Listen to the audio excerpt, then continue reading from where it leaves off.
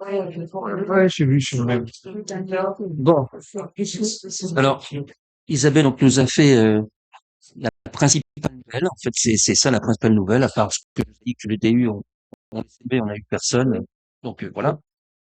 Et, et donc, je remercie Marc d'accepter de nous parler. Alors, je sais pas Si, si j'avais une petite question sur le projet. C'est quoi les prochaines étapes du projet qu'évoquait Isabelle bah, la prochaine étape, c'est trouver les partenaires HAD. Et donc, mardi, Isabelle a un rendez-vous avec les c'est-à-dire gens, trouver des personnes qui acceptent d'être filmées, oui, c'est ça? la structure déjà qui va porter et ouvrir le port de la HAD. Et D'accord, ensuite, on va voir les personnes. d'accord. Voilà. Et on fera tout le dossier éthique tel qu'on l'a décrit. Et, et ça doit avancer durant l'été, c'est ça? Non, non. Je pense que là, la première étape, ça va être Isabelle et enfin, la rentrée.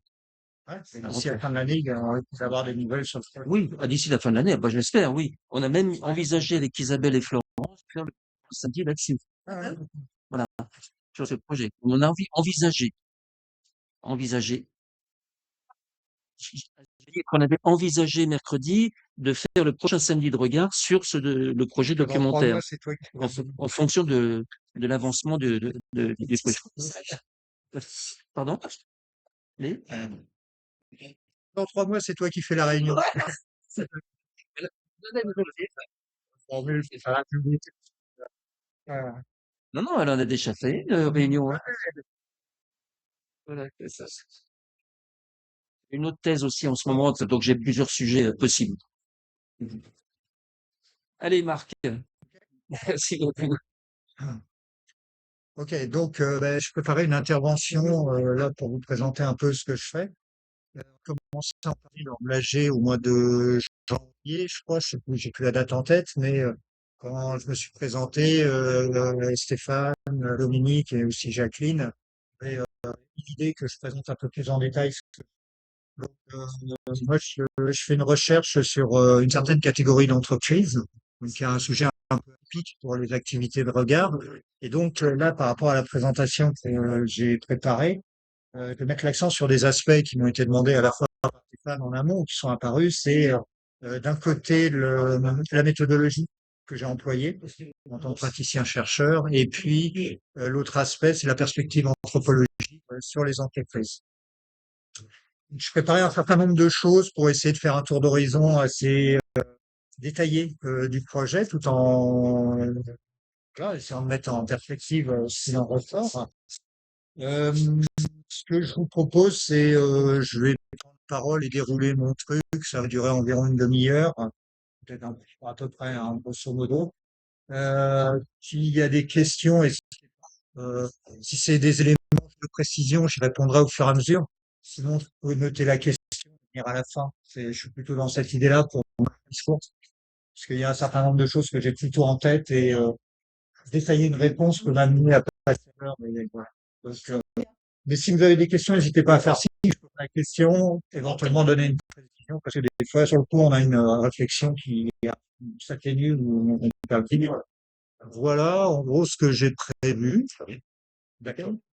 Donc, écoutez, je vous propose de commencer. Je voulais justement avoir un petit temps, je regarde un peu l'heure. Alors, donc, mon objet d'étude, ça porte sur les entreprises individuelles. Les entreprises individuelles dans le sens le plus strict, composées d'une seule personne. Parce qu'il y a plusieurs définitions possibles. Je vais détailler les choses un peu plus tard. Et comme je vous l'ai dit, je vais surtout m'atteler à vous dire comment j'ai fait dans mon enquête et puis l'analyse que j'en ai point de vue entreprise. Mais je vais dérouler cette étude. Donc c'est au travers de cette étude que je vais donner les éléments que finalement j'ai adaptés, comment j'ai mis en œuvre ces aspects-là. Donc très contextualisé, mais je pense que c'est la meilleure façon d'aborder les choses, de les mettre dans un contexte. Donc la problématique que j'efforce de traiter est la suivante, c'est de savoir est-ce que on a matière à créer une catégorie spécifique des gens qui bossent tout seuls. C'est-à-dire que c'est pensé comme une entreprise, il y a la catégorie entreprise, mais est-ce que le fait d'être une entreprise tout seul pourrait représenter une catégorie spécifique? Ce que je défends, c'est que oui, il y a deux critères qui me paraissent soutenir cette possibilité-là.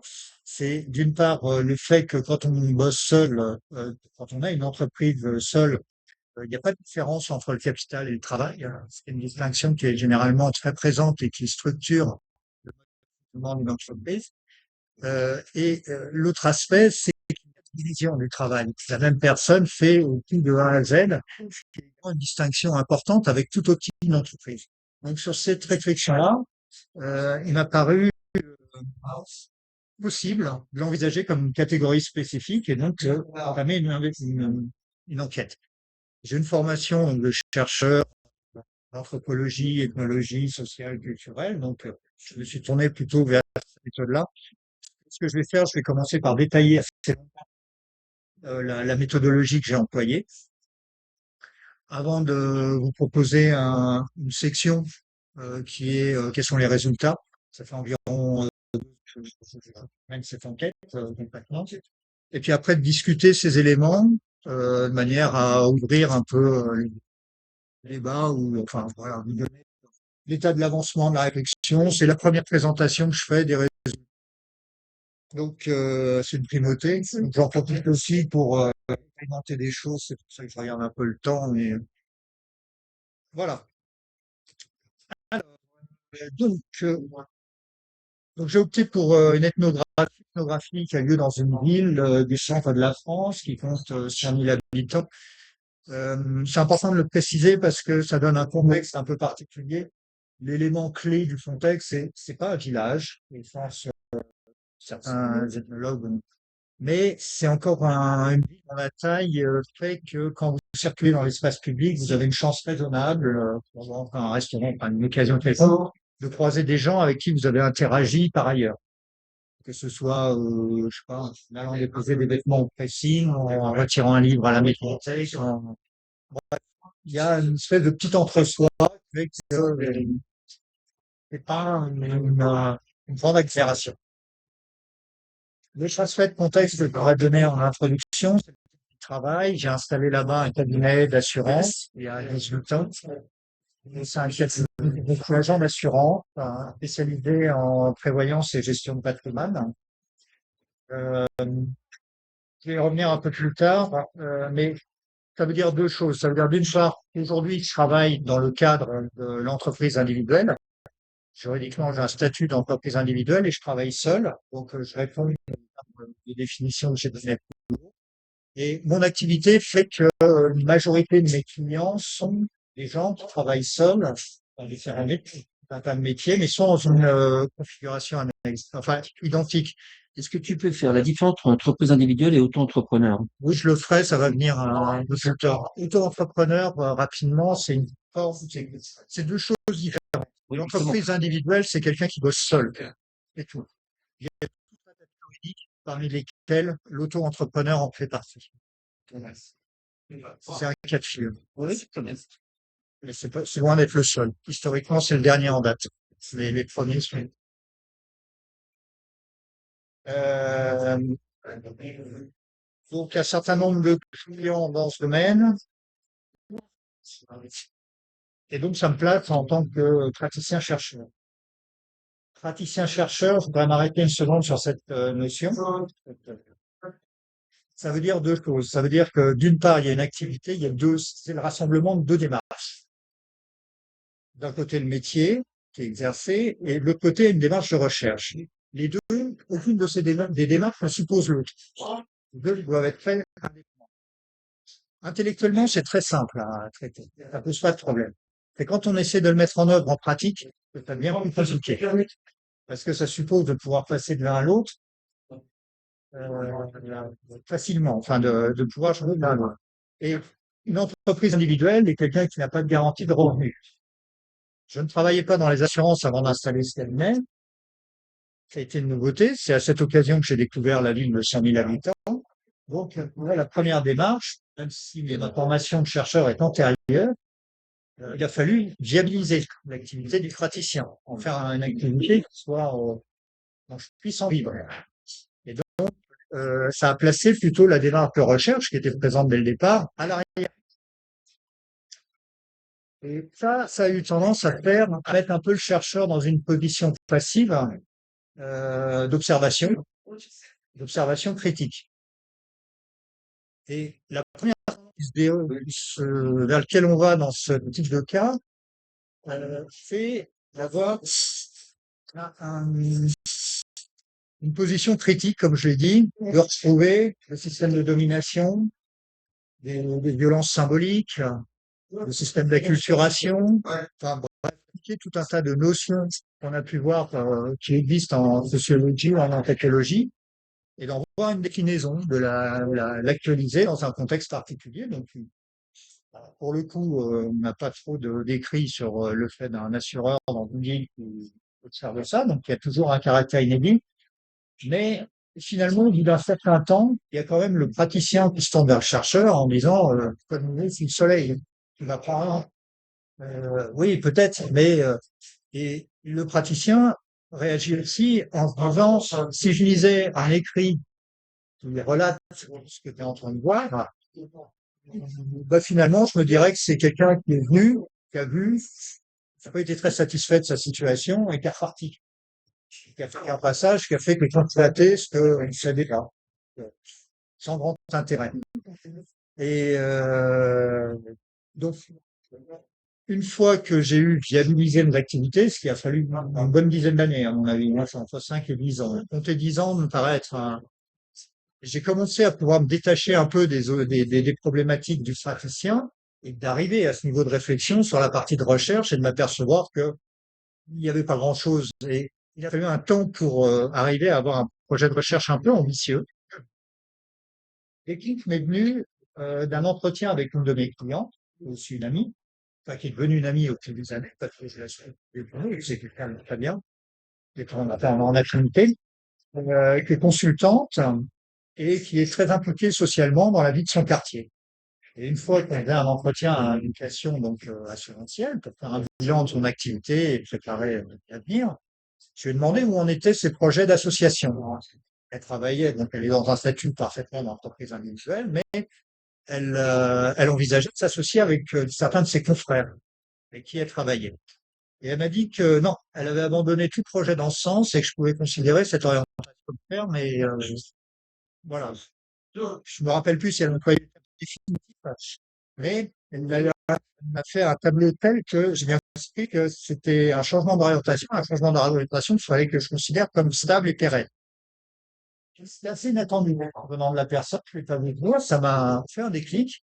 Et c'est à partir de là que j'ai commencé à imaginer que cette forme d'entreprise individuelle peut être un format particulier dans lequel des gens s'inscrivaient et ne souhaitaient plus grandir.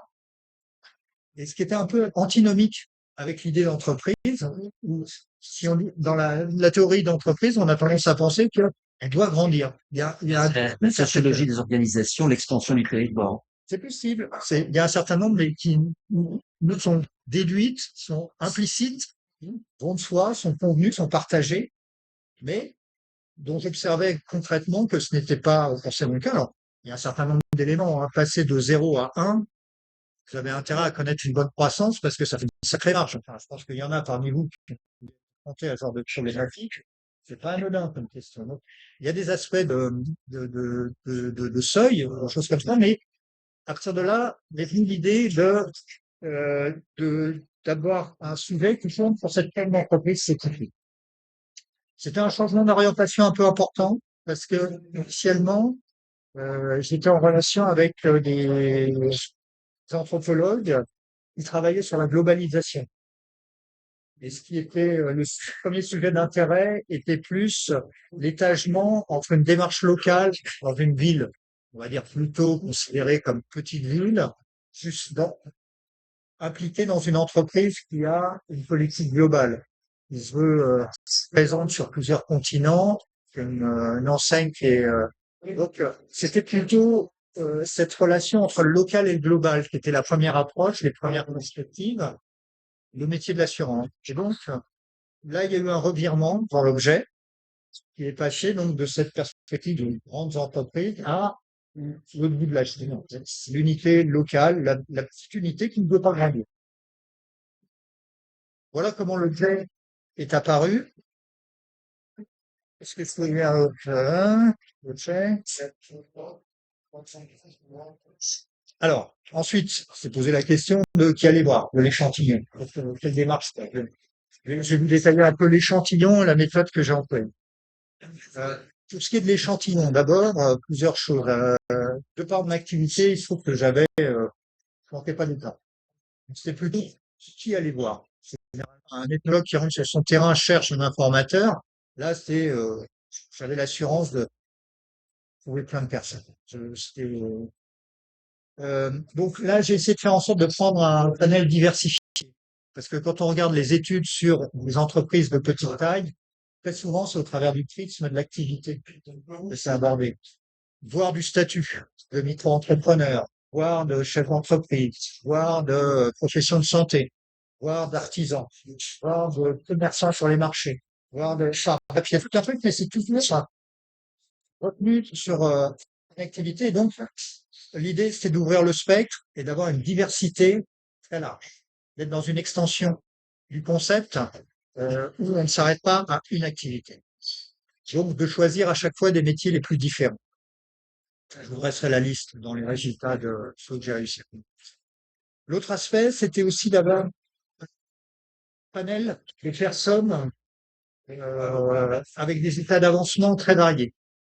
Entre des personnes qui sont tout juste installées, et on va le voir un peu plus tard, mais il y a un changement d'aspect de statut. Moi-même, j'avais constaté que d'abord, j'ai limité l'activité. Il y a une phase de premier développement qui est délicate et incertaine. Donc, des personnes qui étaient dans cette phase-là, des personnes pour qui cette phase-là était du passé, étaient plutôt dans ce que j'ai appelé un rythme de croisière, des personnes qui étaient plutôt en train de fermer ou qui avaient fermé l'entreprise, qui étaient dans la technique, des personnes aussi qui s'étaient développées. On peut, je vous ai dit, il y a un certain nombre de cas de personnes qui restent dans l'entreprise individuelle, mais il y a un certain nombre de cas qui grandissent, qui vont intégrer des salariés et parfois beaucoup. Donc, il y a des noyaux qui peuvent fertiliser très large. Je voulais avoir un panel aussi large que possible dans cette culture-là. Et puis, dans le panel, j'y reviendrai. Étant moi-même dans cette situation-là, je me suis inclus dans le panel. Ça veut dire que toute la démarche, je me la suis appliquée directement dans quelle si elle fait, avec quelles adaptations, mais toutes les démarches, je me suis inclus dans les chantiers. L'idée, c'est d'avoir une démarche la plus systématique possible. Alors, l'enquête en elle-même. J'ai retenu 3 types d'interactions que j'ai en œuvre. Il y a un récit de vie, une observation participante et une approche par l'image. C'est les 3. Une approche par l'image. Je vais le détailler. Je vais les prendre un par un. Le récit de vie, le but, c'était d'aller voir une personne, de faire un entretien avec elle et de lui demander comment elle en était venue à travailler. Comment, de la phase de comment la première fois l'idée l'était venue, comment elle a retenu cela, comment il s'était mis en œuvre, etc. Et suivant son degré d'avancement, pour raconter l'histoire jusqu'à la fin, ou si elle était en chemin, quelle projection elle faisait jusqu'à la fin. Cet entretien, ce que je dirais d'important, c'est que je me suis forcé d'utiliser des catégories de anthropologie, pas des catégories économiques. Je ne cherchais pas à définir des niveaux de revenus, des taux de marge ou des choses comme ça, mais plutôt des phases d'idéation, de conception du projet, de création, de temps, de maturité, de fin, d'affect. Ouais. Et des éléments qui peuvent avoir du sens si on considère un cycle de vie plutôt que adapté à une théorie économique. Ça, c'était le premier aspect. Après, dans l'entretien, ça, c'était une première phase. La deuxième grosse phase, c'était le tableau sociologique. Vos parents, ils faisaient quoi? Vous avez des frères et sœurs? Vous faites quoi comme études? Vos enfants, ils sont quoi? Enfin, dresser le tableau sociologique de la personne. Enfin, dernier temps, c'était est-ce que vous avez un modèle d'entreprise individuelle? Est-ce que vous pouvez me mettre en relation avec des personnes qui sont elles-mêmes entreprises individuelles? J'en profite là pour vous dire, dans l'échantillon, j'ai aussi fait en sorte qu'il y ait 50% de clients, 50% qui ne sont pas clients. J'ai puisé dans les gens que je connaissais, avec qui je travaillais depuis 10 ans, mais ou plus. J'ai aussi été voir des gens qui ne me connaissaient pas en tant qu'assureur. Est-ce que ça t'a fait des nouveaux clients? J'ai pas cherché, je pourrais, mais j'ai plus loin. Ça, Si ça faisait des nouveaux clients, ça pourrait, mais j'ai pas poussé dans ce sens. J'ai maintenu les démarches les c'est pareil. distinctes. Non, mais c'est important. Non, non, non. C'est pas. Tu reviendras plus tard. Le, ensuite, ça c'est pour la partie entretien. Cet entretien, j'y reviendrai plus tard, était retranscrit, il était enregistré avec l'accord des personnes, c'est jamais un problème. Retranscrit mot à mot, j'y reviendrai plus tard, transmis à la personne, et ensuite ça allait être l'objet d'un deuxième entretien de débriefing. Avant cet entretien de débriefing, je mettais en œuvre les autres démarches, qui sont l'observation participante. Sur l'observation participante, on définissait ensemble, enfin, je laissais à l'initiative de la personne définir un moment de travail. On venait observer leur boulot et on travaillait ensemble pendant un laps de temps qui était de l'ordre d'une demi-journée.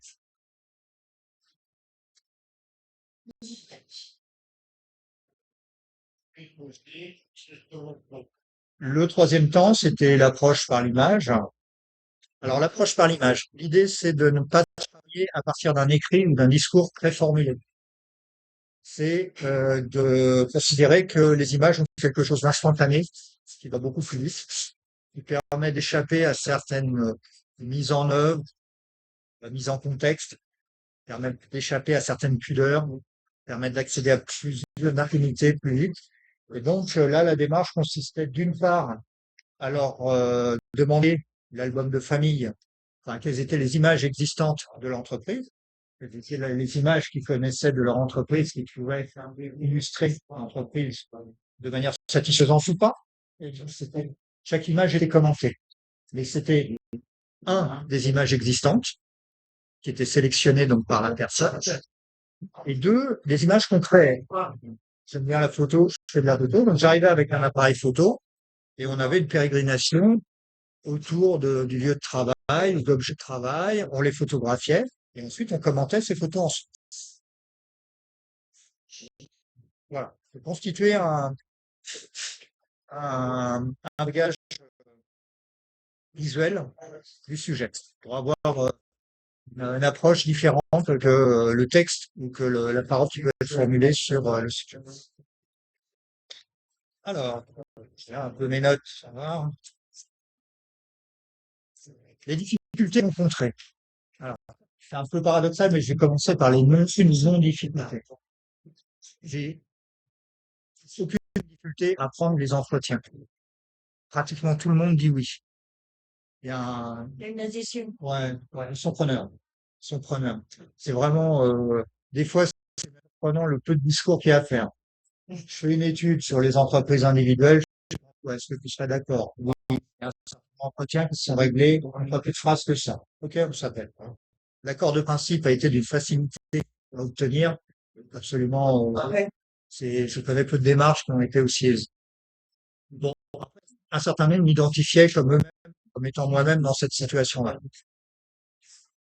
Je pense que cette insertion, cette forme d'être, faire partie du sérail ou d'être reconnu comme dans le circuit contribuait énormément.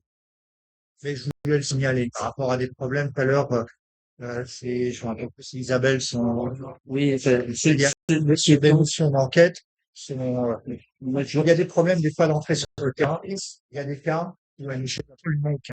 alors, je vais te dire, en fait, dans ta circonstance, comme celle d'ailleurs de qui j'étais hier, quand on demande aux gens de parler d'eux-mêmes, ils sont très contents. Si on leur demande de parler d'autre chose, là, ils renoncent. Après, Là, on ne donne pas que c'est pas après, je reviens un peu plus aux difficultés. Tout à fait. En plus, Ouais. Le- quand ils ont déjà absolument. Oui. Difficulté. Alors, il y a le fait d'être dans une ethnographie qui repose sur l'action. Il y a d'être sans arrêt en action. Donc, quand on participe à une activité, prendre des notes, c'est pas évident. Donc, le mode de fonctionnement consistait là à avoir un carnet dans la poche, à noter quelques mots des fois à la volée, mais ensuite, une fois l'action terminée, je procédais encore de cette façon-là.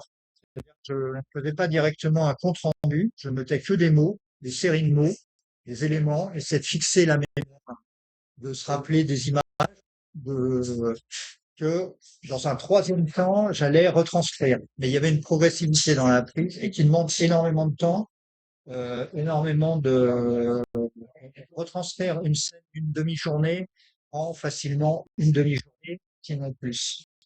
Et donc, ça renvoie à la difficulté de mise en œuvre de la pratique. Si intellectuellement, praticien-chercheur, c'est très facile à concevoir, le déployer suppose d'avoir une autonomie dans l'organisation qui est rarement atteinte, et très sélective en fin de compte. Mais qui néanmoins permettait d'avoir des... Ouais, j'y reviendrai après là-dessus. L'autre aspect, c'est les textes. Le texte retranscrit à la lettre. C'est-à-dire retranscrit à la lettre, j'aurais pu préparer un exemple, vous l'imaginez volontiers, ça veut dire des bouts de phrases non finis, ça veut dire des simples négations. On ne dit pas je ne vais pas, on dit je vais pas. Donc, il y a une palanquée de phrases bancales, une palanquée de pensées en train de se faire, de, de silence, de blanc, d'arrêt de phrase, de recueil, de phrases infinies avec des que si, va, qui, avec des subordonnées à non plus finir. Et donc, quand les personnes recevaient ce texte brut, donc, que je retranscrivais, là, j'ai eu un certain nombre de réactions. Je vais vous en transmettre une qui illustre bien ce qui était fait, c'est que j'ai un enquêté qui m'a demandé si je procédais avec l'intelligence artificielle. J'ai utilisé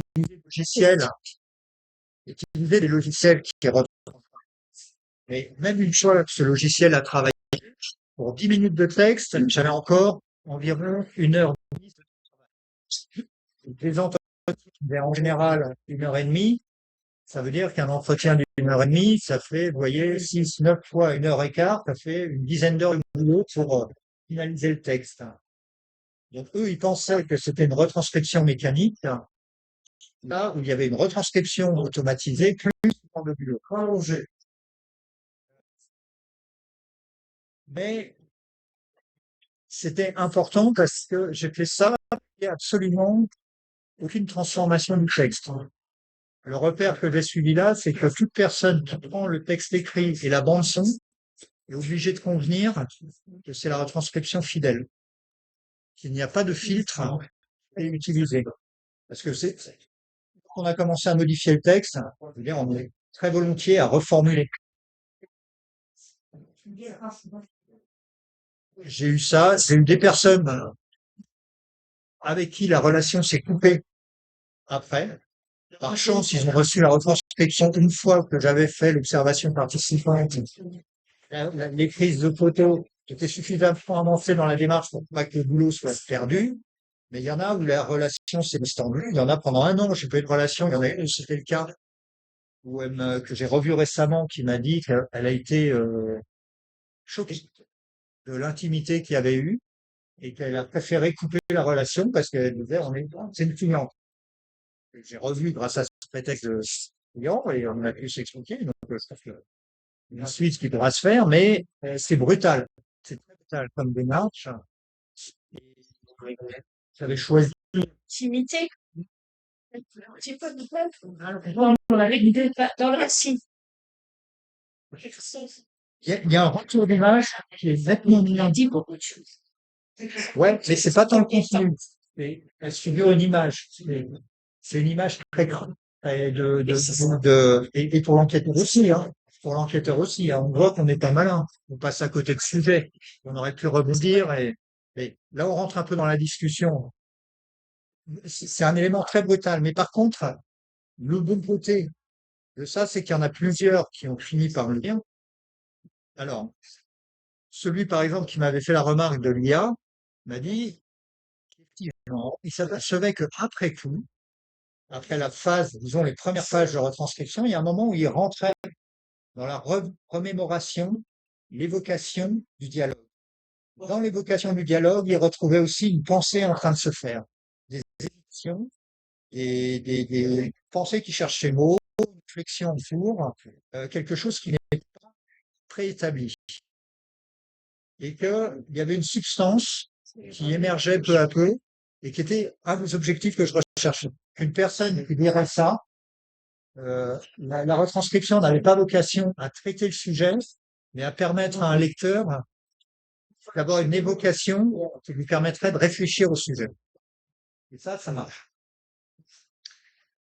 Il y a de la perte, hein, enfin, je vous dis, il y en a qui m'ont, enfin, où la relation a été un peu plus déçue, clairement déçue. Il y en a qui ont trouvé ça très drôle, mais c'est bien choisir ses clips. Voilà, je suis là-dessus. Nous concernant, enfin, moi j'ai été confronté. Mais est-ce que tu peux analyser un petit peu les registres? D'accord, d'accord. Il y a des, Qui ont choqué. après il y a les résultats. Je note ta question.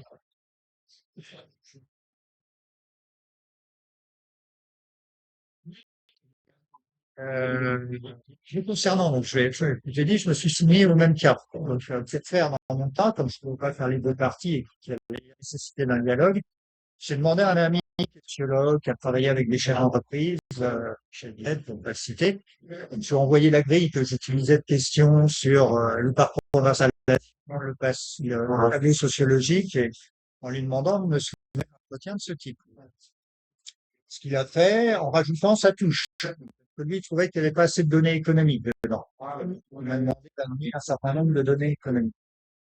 Je vous l'ai expliqué tout à l'heure, c'était délibéré au départ, je voulais raisonner sur des catégories qui n'étaient pas des catégories économiques, mais néanmoins, ça a apporté dans cette démarche où après, j'ai fait en sorte de compléter un peu plus la vidéo.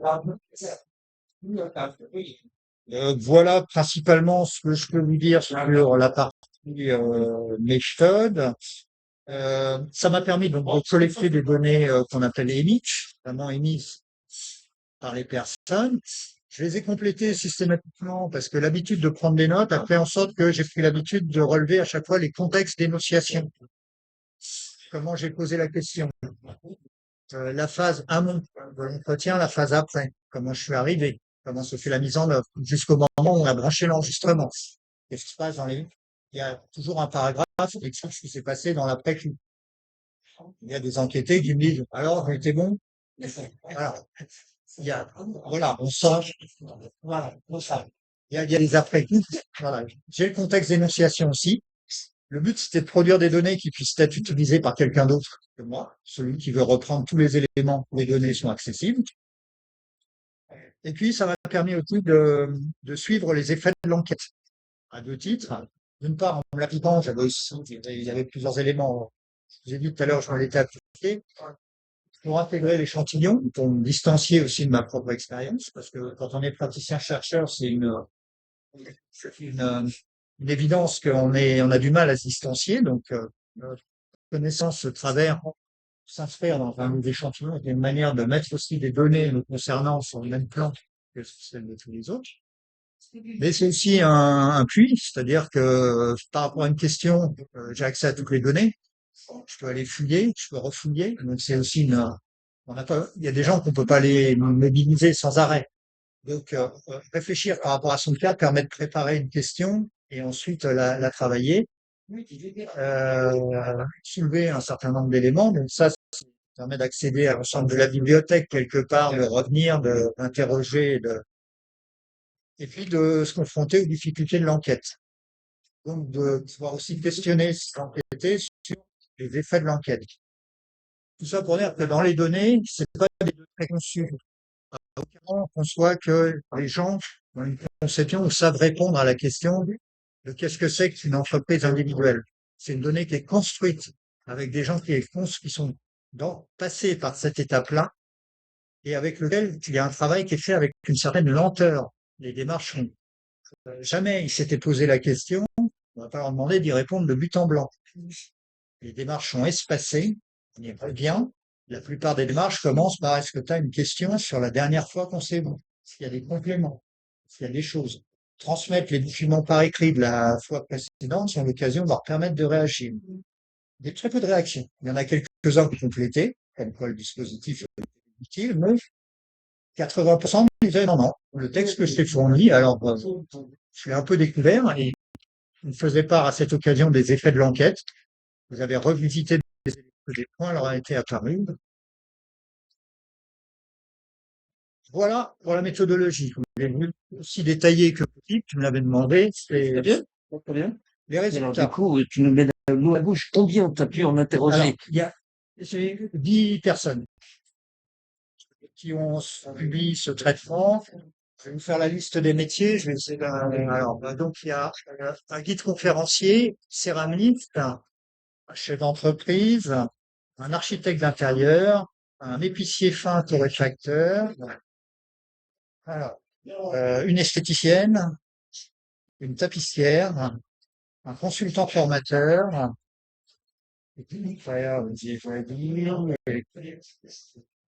Enfin, une agent d'assurance.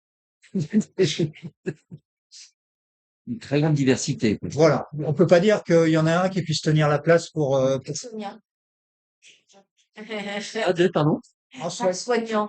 Oui, Infirmière. Ah oui, Non, d'accord. il y en a pas. kiné, Il y en a pas, mais j'ai des réponses objectives. Après, il se trouve que ceux qui m'ont répondu favorablement étaient dans des phases de changement de projet. Donc j'ai deux kinés et un médecin qui sont prêts à faire la démarche. Le médecin, il m'a dit oui, il prenait sa retraite dans les 6 mois qui venaient. Donc, bon, ceci dit, ils ont aussi marqué des réserves. Ils n'étaient pas, c'était pas les plus enthousiastes. Mais sur le principe, j'ai des accords de principe. Ce qui ressort de ces démarches, je vais essayer de les isoler entre d'un côté des points communs et des différentiels. Dans les points communs, ils ont tous la même démarche, ou presque. C'est-à-dire qu'ils sont tous partis d'une insatisfaction par rapport à l'emploi. Il n'y en a aucun qui m'ont dit, j'ai toujours voulu faire ça. C'est, j'en pouvais plus, ou je ne souhaitais plus continuer dans cette modalité. Alors j'ai commencé à faire ça. J'ai regardé ça. J'ai voulu changer et je suis tombé là-dessus. Au début, moyen, mais progressivement, je me suis dit que non, en fait, c'était la meilleure solution. Et donc, ils ont passé le pas.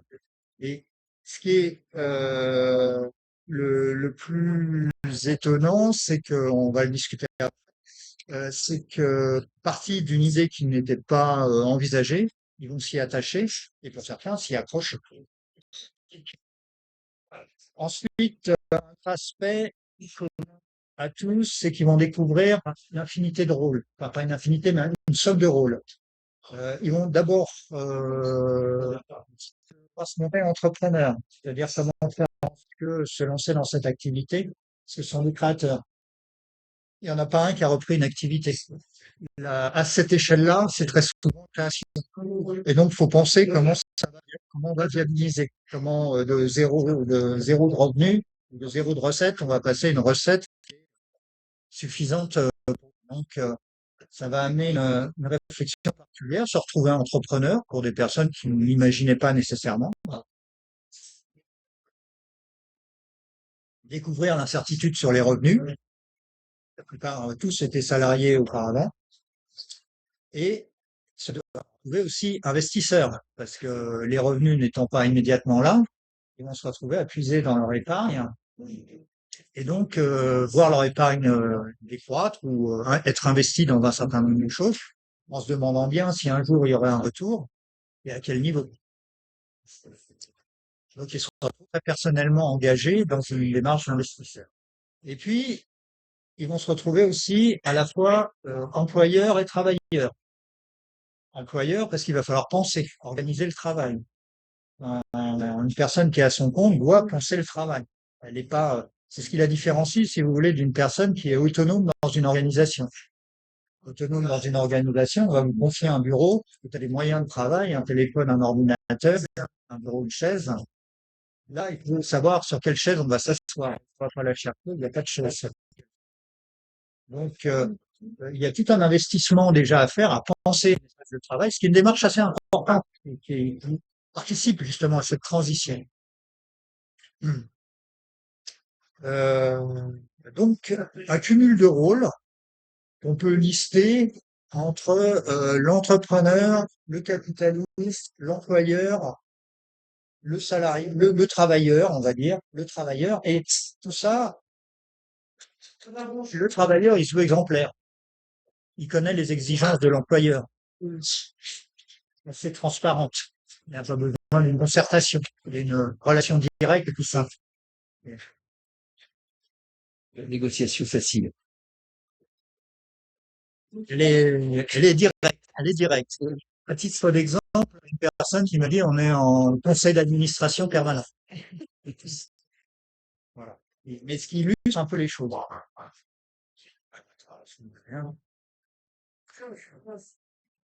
Sur l'aspect économique, le constat partagé par tous sur l'aspect économique, c'est on sait que si on a gagné assez ce mois-ci, ça veut pas dire que le mois prochain, ce sera une facilité qui est éprouvée et qui est immédiatement connue. Le fait d'avoir des revenus. L'aspect économique est une contrainte. C'est ça, l'aspect primordial. Et une contrainte, éventuellement un gradient de la réussite par la suite, ou un indicateur. Mais jamais l'aspect économique n'est l'aspect réflexion premier. Il y a d'autres aspects qui se mettent en œuvre et ensuite qui sont sanctionnés ou pas, qui ont un effet économique qu'il faut rendre viable. Tous font un bilan positif de cette expérience. Ce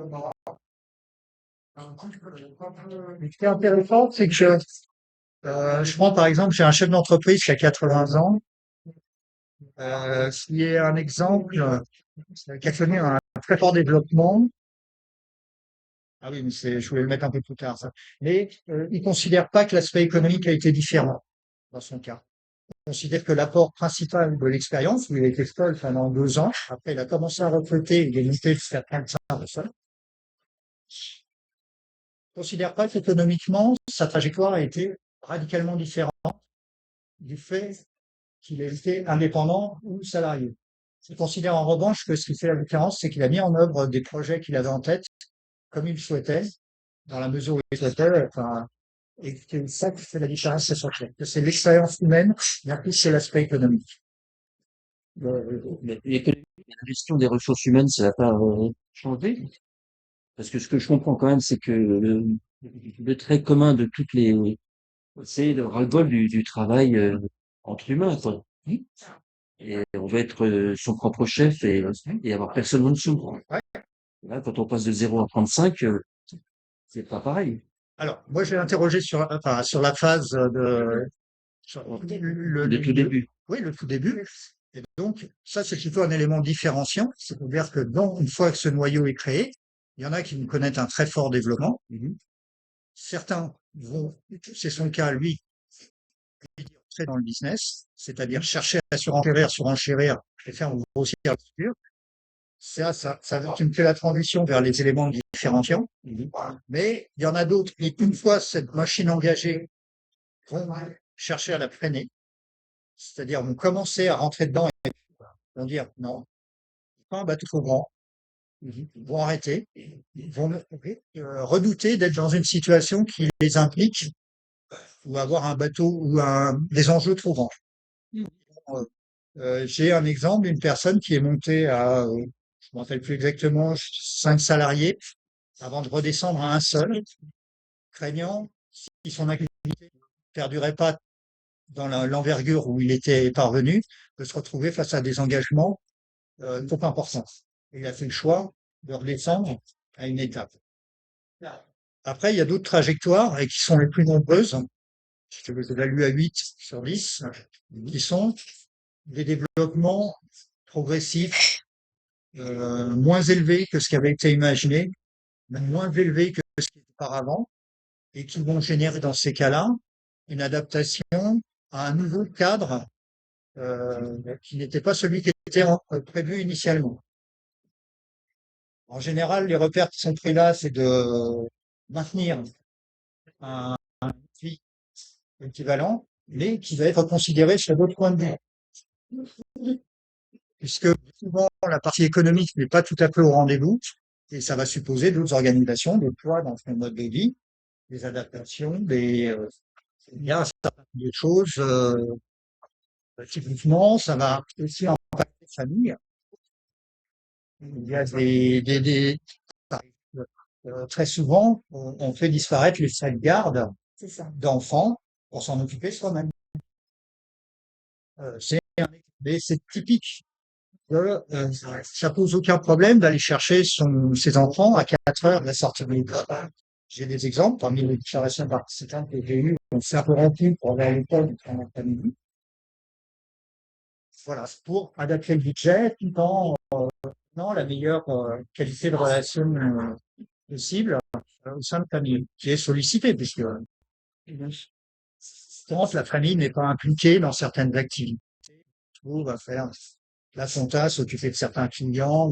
Là, c'était une question que je voulais te poser, c'est le rôle de l'entourage. L'entourage va rentrer. Il y a d'une part, dans le champ de l'activité, la multiplication des rôles et, alors, surtout, quand le développement économique est moindre que ce qui a été imaginé, à ce moment-là, la sphère économique et les autres sphères vont tendre à se diffuser. Ils vont diffuser sur des tas de points de vue. Il y a l'aspect familial, mais il peut y avoir aussi des à côté. Il y a des exemples, alors, c'est pas dans mon échantillon, mais je vois dans des gens qui pourraient faire partie de l'échantillon, une personne qui s'est énormément investie dans la politique, qui sur des phases d'élection absente de son boulot. J'ai des exemples de personnes qui ont développé un goût de l'alchimisme énorme, fait qu'ils disparaissent 3 mois dans l'année pour aller faire l'Everest. Il y a des à côté qui s'ajustent, s'imprègnent, la famille en fait partie, mais il y a une porosité qui se développe et qui va être poussée très très loin, utilisant justement le cumul des rôles d'un côté. L'échelle individuelle fait que les décisionnaires et les gens impactés sont la même personne, ou presque, sont réduits à un même ensemble réduit, et donc ça amène un cycle particulier. Oui, enfin, sauf que là, quand l'entourage est mobilisé dans les activités, c'est plus une entreprise individuelle. Ça. C'est Alors, une entreprise qui s'associe avec du travail masqué. pas forcément. Quand Et l'Everest, l'épouse par fait la... exemple. Oui, alors l'Everest, non, effectivement, mais quand la famille, par exemple, contribue à faire la compta, à faire l'accueil, à faire... ça finit par une entreprise individuelle collectivisée, comme une unité Alors, agricole. l'idée, c'est pas de dire que c'est systématiquement comme ça, Non, non, non, mais justement, la c'est question, c'est... simplement qu'il y a une porosité. Oui. Et Et est-ce que tu as pu la mesurer, cette porosité? j'ai des exemples après. Il y a des cas où ça s'implique, mais ça va dans les deux sens. Ça peut créer des ruptures. Oui. C'est-à-dire Oui, bien sûr. qu'il y a un mouvement qui sollicite l'aspect familial, qui peut se traduire aussi bien comme une confusion profonde que comme une séparation. Il y a des cas il est assez fréquent de voir des recompositions familiales dans ce type de parcours. D'accord. C'est Pour des personnes qui ne seront pas nécessairement impliquées par la suite dans l'entreprise. Mais ça fait effectivement partie d'un contexte qui va être ajusté, des fois avec une implication, des fois pas, mais qui va avoir un mode de fonctionnement dont il y a une personnalisation au chef d'entreprise. Et aller chercher les enfants à CV, par exemple, pour l'exemple que j'ai eu, n'implique pas que les enfants travaillent dans la propriété, mais en tout cas, dans l'après-coup, ils sont présents sur l'espace de travail. Regardez combien de personnes ont les enfants qui connaissent, ont leurs enfants qui travaillent, qui connaissent l'espace de travail aussi facilement que pour des indépendants. Ouais. C'est pas si fréquent que ça. Et là, ils sont familiers, ils connaissent l'espace, ils voient très vite comment ça se passe. Il y a, il y a une connaissance aussi, enfin, voilà, sans qu'ils soient forcément impliqués. Euh, Toujours dans les résultats, il n'y a pas d'origine sociologique. Il y a des gens qui sont fils d'indépendants, d'autres qui sont fils de salariés. Il y a des gens qui étaient fils d'indépendants, mais qui voulaient absolument pas connaître la même trajectoire. Cette image a joué le rôle de repousseur, et ils s'étonnent eux-mêmes d'avoir fini. Mais ils conviennent qu'effectivement, il doit y avoir quelque chose qui a été transmis. D'autres qui étaient fils de salariés, qui ne voulaient pas être salariés, qui finissent indépendants. Enfin, on peut pas. Et ceux qui étaient avec des ascendants dans les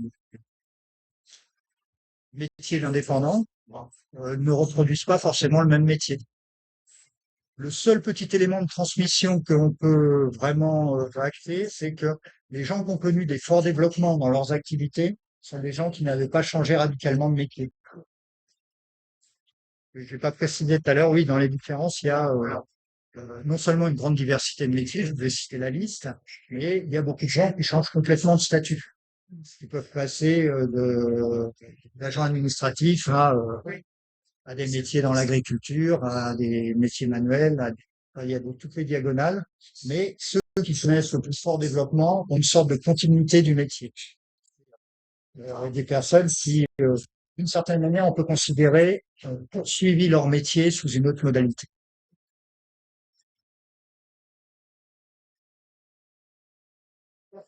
Un autre élément aussi qui est relevé, c'est que dans presque tout cas, on trouve un acteur majeur dans la sphère de la personne. Ce sont des indépendants, ils travaillent, ils veulent travailler seuls, mais c'est très fréquent où une entreprise de grande taille autour, ou une institution de grande taille, ou un établissement public. Enfin, je donnais des exemples. Pour un avocat, il y a le tribunal. Pour un assureur, il y a l'assurance. Pour un consultant formateur, il y a l'ETIA. Enfin, il y a pour les guides conférenciers, il y a l'office de tourisme. Il y a quelque part dans l'environnement une espèce de mastodonte qui est très importante. On trouve très souvent que finalement, la sécurité sociale pour les métiers de la santé, enfin, c'est très fréquent qu'on trouve cette présence d'une structure d'une échelle radicalement différente. C'est pas toujours le cas, c'est très très fréquent. La plupart du temps, la personne essaye de s'en défaire et sans y arriver complètement, elle y arrive d'autant moins qu'il a mis en place un à côté, une activité autre. En fait, c'est une relation de sous-traitance. Oui, ça veut pas dire Alors, indépendance. Oui, mais si on la regarde sommairement de loin, on va parler de relation d'indépendance. Mais non, c'est une zone d'influence. Ouais. il y a- c'est pas vraiment indépendant, parce que s'il n'y a plus de commande institutionnelle, il n'y a plus d'activité. En fait, on n'a pas d'exemple où l'institution n'est plus là et Oui, mais l'institution donc, ne représente pas la totalité des commandes. Et la oui, personne peut se débrouiller sans. Elle définit elle-même son rythme de travail. Il y a un certain nombre d'éléments qui ne posent pas de problème juridiquement pour déclarer la balance. Donc, c'est une vision externe qui oui, existe, oui, mais oui, enfin, c'est pas forcément généralisable. Par exemple, céramiste avec la notion d'artiste.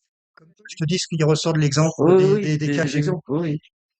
Oui, Et Merci, il y a plus de tribunal. le fait est que oui, s'il y a dans plus, les L'avocat, s'il n'y a plus de tribunal, eh ben, il y a toutes les activités, enfin, on dérive un peu, mais toutes les activités de conseil en entreprise se passent en tribunal.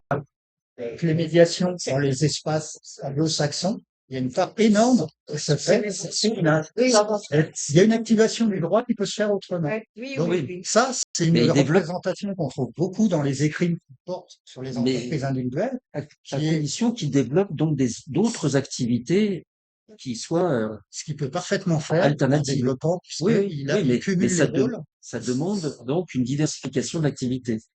Oui, mais c'est ce qu'il fait. D'accord, mais il faut le dire. Ça dépend de nous. C'est ça, avoir une Le diversification considérer comme une d'activités. sous-traitance Oui. et avec l'échantillon que j'ai regardé. Ouais, ouais. Après, c'est des éléments que j'ai trouvés dans les Enfin, écrits. moi, je prends l'exemple des agriculteurs. Maintenant, pour s'autonomiser du mastodonte de la coopérative, ils font du maraîchage, qu'ils vont vendre eux-mêmes. Donc, ils ont une diversité, un panel. Voilà. Oui, c'est une diversification d'activités. Qu'ils et tous le font. Il reste. Ouais. Et parce que tu disais Mais tout à l'heure que les plus forts développement, c'est ceux qui gardaient la même activité, qui étaient sur le même métier. Là, en l'occurrence, la sécurité, et ça j'ai toujours vécu aussi de ma vie professionnelle, c'est la diversification des sources. C'est-à-dire, plus tu as diversifié, plus tu es en équilibre. Si tu as une monosource, voilà, c'est là. toute personne qui a travaillé seule le sait. Non, mais chef d'entreprise. Mhm. Ouais, non. Il y en a qui, enfin, bref. Il y en a qui font une part importante des risques. Oui, Avec, dans les organismes de formation, il y en a qui peuvent faire 80% avec un OPCAS, hein, ça leur pose problème pendant des années. oui, jusqu'au moment où. Oui. Voilà. Ah oui. Donc, il y a cet acteur majeur qu'on voit souvent, enfin, dans l'orbite, qui est présent.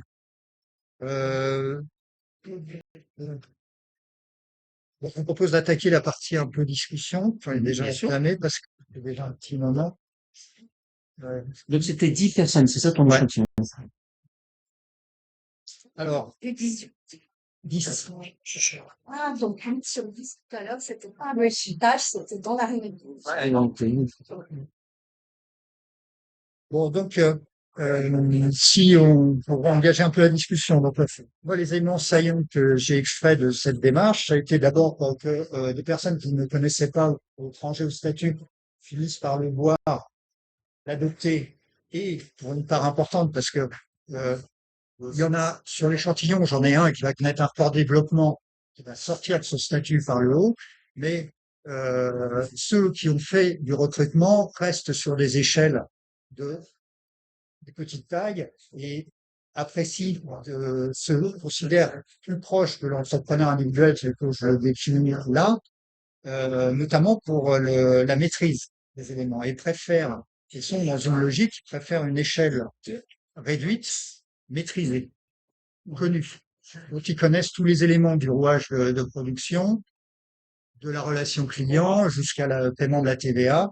Et un certain nombre m'ont dit avoir découvert dans leur installation que ce que c'était aussi de faire les courriers, d'aller à la poste. Mais il n'y en a aucun qui rechigne à le faire aujourd'hui. Ça fait partie des tâches. C'est dur. Donc, il y a ce qui, pour moi, tient au cumul de fonctions. D'associer tout un tas de fonctions qui généralement sont analysées séparément. J'ai listé l'entrepreneur, le capitaliste, l'employeur, le travailleur, ce qui leur permet d'accéder à une grande variété de tâches, c'est-à-dire à la fois la réflexion stratégique, comme trouver une solution très opérationnelle au fait que je pense le maraîcher là, il lui fallait un tendeur pour réparer une serre et le tendeur n'était pas à sa place. Il y a des aspects très mécaniques, très il retrouver plus une clé, il faut chercher où faut que la clé elle soit là, faut la trouver. Il y a toute la chaîne de A à Z, mais il y a un choix pour une petite unité et un contrôle, un pouvoir régalien par un espace réduit. Il y a cette dynamique qui se met en place, pouvoir régalien qui va pouvoir se décliner suivant une vision personnelle, personnifiée, individuelle. Rien n'empêche de faire les choses l'enfer de ce qui est généralement préconisé, puisqu'on sait qu'on va en subir les conséquences. Si ça ne marche pas, on va le savoir. Ça sera délétère. Donc ça engage à explorer et à personnifier autant que faire se peut.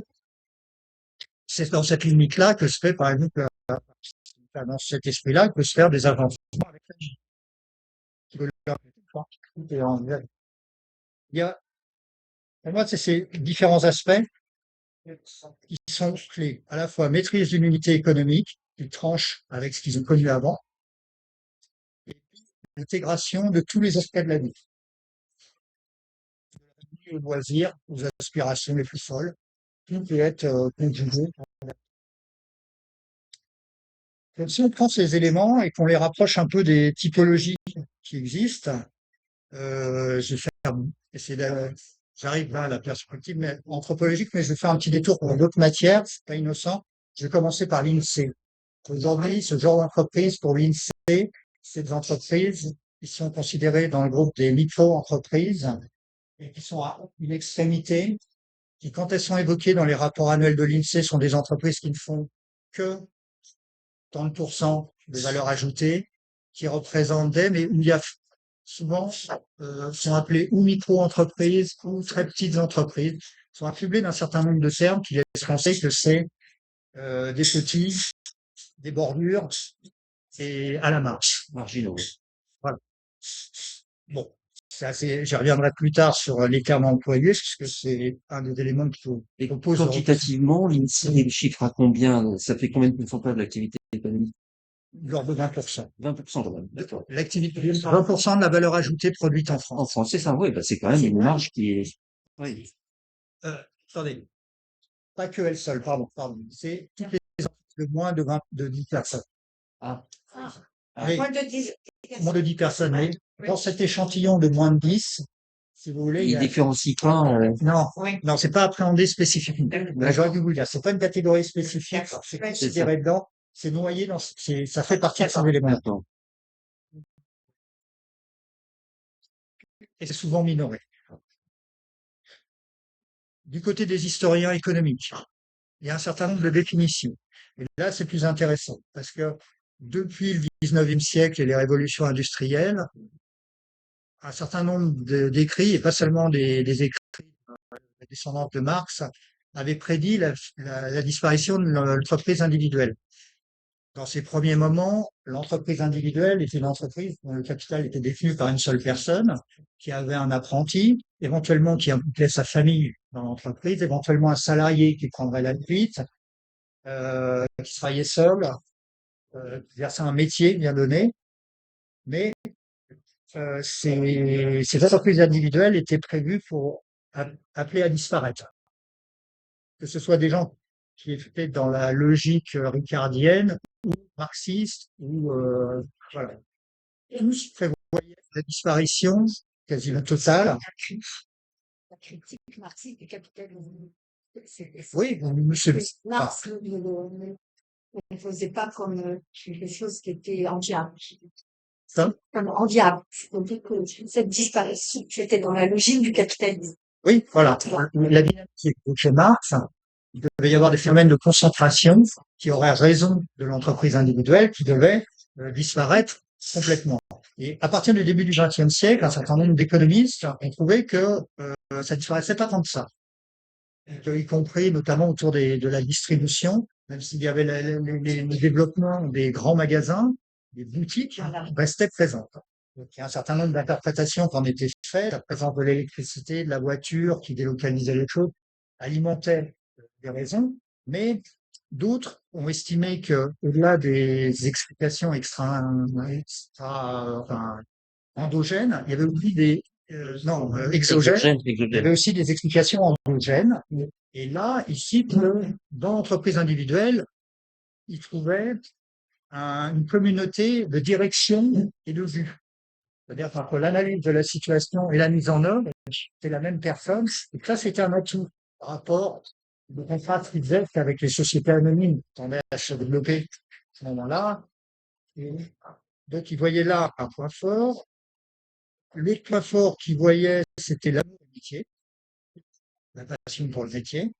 Et puis, le troisième aspect, on peut relever, hein, dans un certain nombre d'écrits, il ne faut pas se donner les auteurs, c'était la symbiose avec la famille, l'intrication. Enfin, donc, ce que les éléments que je vous ai donnés qui ressortent de la démarche que j'ai pu avoir ne sont pas en contradiction avec ces éléments-là. Je trouve même qu'ils les étayent un peu plus en disant que c'est pas seulement la direction et l'exécution, mais c'est on décortique les choses. J'ai parlé de 4 rôles différents, se décliner sur de faire une analyse d'anthropologie économique plus détaillée entre le process de travail, la propriété des moyens de production et puis la distribution des résultats. Donc, tous ces éléments sont rentrés sur une même personne et c'est participe.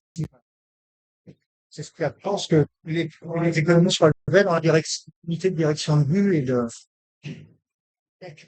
Donc, je trouve que ça le complète, ça l'amène un peu plus loin dans le sens où on voit une évolution entre ce qui était auparavant des entreprises individuelles impliquaient 4-5 personnes, là où aujourd'hui, elles tendent à se concentrer sur une seule personne, une sorte de morcellement économique qui va à un degré de plus en plus fort, de plus en plus unitaire, morcellement, j'ai l'impression qu'il se dégage. L'autre aspect, c'est que dans la symbiose qui était donnée comme une symbiose familiale, aujourd'hui, de plus en plus, avec les gens que j'ai enquêtés, on le ressent plus comme une forme d'altérité radicale entre le microcosme et le reste du monde. Le fait de maîtriser les mini-espaces, là, les gens qui font ce type de projet, une sorte d'interface, on passe d'un pas du particulier à l'universel. Une personne à la poste qui les fait attendre avec quelqu'un qui remet en principe fondamental. Et ce sont des gens qui ont tendance à s'exprimer beaucoup, à faire part de leur mécontentement, à être. Et je constate sur moi, je pense que dans un certain nombre de situations, si je reviens 20 ans en arrière, j'ai tendance à plus fermer ma gueule qu'aujourd'hui. Je compare un peu les choses. Mais il y a une vocation, une sorte d'altérité très C'est intéressant, ça. Mais cette symbiose, voilà, a un effet d'enracinement dans le monde, d'enracinement à une place, qui fait rendre une sensibilité plus aiguë de sa place dans le monde et qui fonde à des réactions, à des prises de position, à des engagements plus larges. Ils font que souvent, ce sont des gens qui véhiculent, et même vont au-delà parce que le fait de cumuler toutes les fonctions font que, je prends l'exemple d'une esthéticienne, elle est en rapport avec tout un tas de personnes, des politiques de sa ville, des gens qui viennent très modestes, qui viennent se payer un moment de loisir, qui amènent leur mari, qui sont dans tout un tas de métiers, et elle entend tout un tas de discours. Elle-même, elle côtoie des fournisseurs d'entreprises comme L'Oréal, tout en ayant affaire à un comptable avec lequel elle a et très souvent, j'ai un exemple, elle fait du dépannage pour trouver des places pour des concerts à l'occasion du printemps, parce qu'elle connaît toujours quelqu'un. Voilà, c'est des nœuds sociologiques. Tu peux dire le nom de la ville. Voilà. Tu le censures, tu le censures, tu le censures. J'essaie de garder ouais. Ah oui, moi, Donc, je savais Là, pas. il y a un indice. Ouais.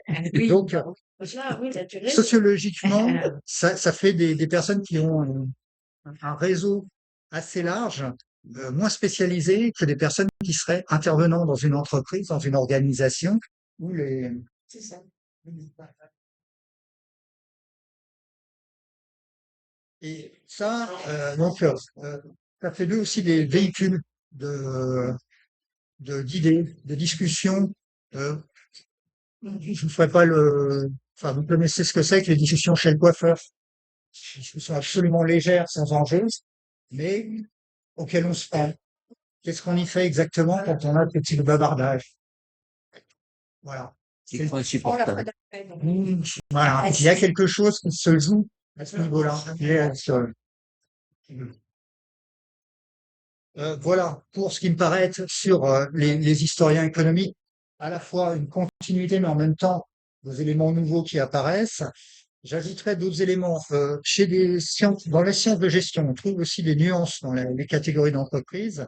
Depuis une vingtaine d'années, c'est affirmé une définition de la PME, par opposition à la grande entreprise. Pendant très très longtemps, la PME était une petite grande entreprise, une grande entreprise qui n'avait pas encore grandi. Les référentiels qui étaient utilisés dans l'organisation, ceux qui venaient de Taylor, de Fayol et de compagnie, qui étaient pensés pour la grande entreprise, devaient se décliner sur la PME. Jusqu'à il y a grosso modo une vingtaine d'années, où là, le discours a été plutôt de dire non, c'est une autre type d'entreprise. Si on prend que des éléments formels, quantitatifs, on passe à côté du sujet. il y a une polyvalence des personnes, il y a une multiplicité des activités, il y a une unité des personnalisations des modes de fonctionnement qui n'est pas cohérente avec l'approche la plus rationnelle de la grande entreprise. Il faut faire une catégorie à part. Donc, il est admis aujourd'hui que la PME est une catégorie d'entreprise spécifique. Donc, on peut se demander si l'entreprise individuelle n'est pas un cas particulier de PME. Effectivement, c'est comme ça que traite l'INSEE. Je vais parler de l'INSEE. Bon, pour moi, là, c'est bon parce qu'il y a un clivage, un élément qui fait qu'il y a un changement de nature entre le PME et l'entreprise individuelle, c'est l'absence de division du travail.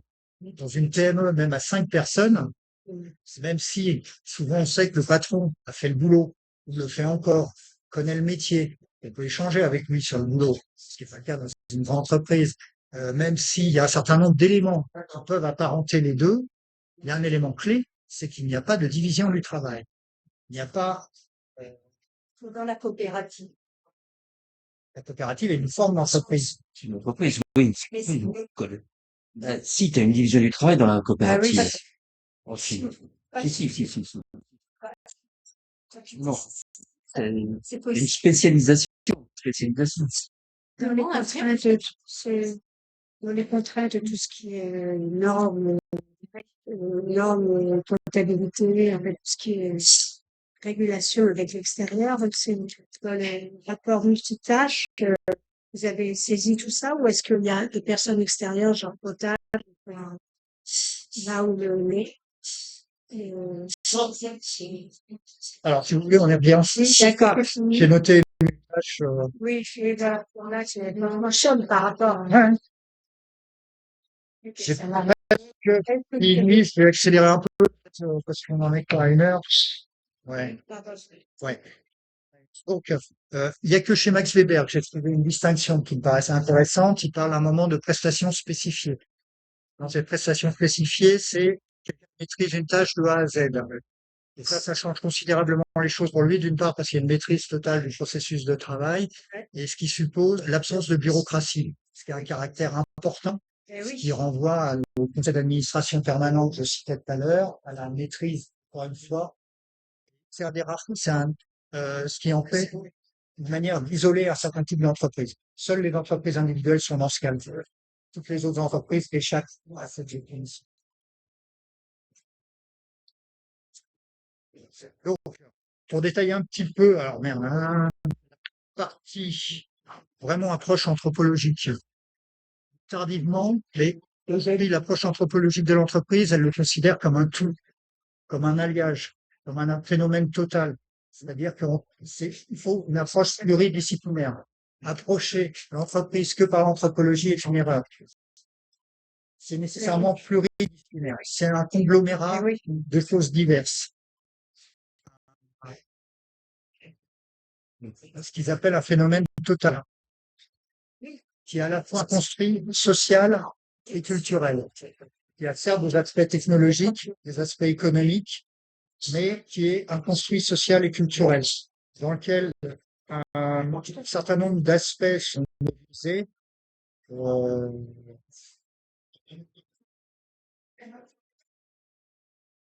donc il y a des mythes qui peuvent s'activer pour faire des choses anthropologiques qu'on trouve dans l'entreprise et qui sont très actifs dans l'entreprise individuelle parce que il y a le mythe de la création d'entreprise.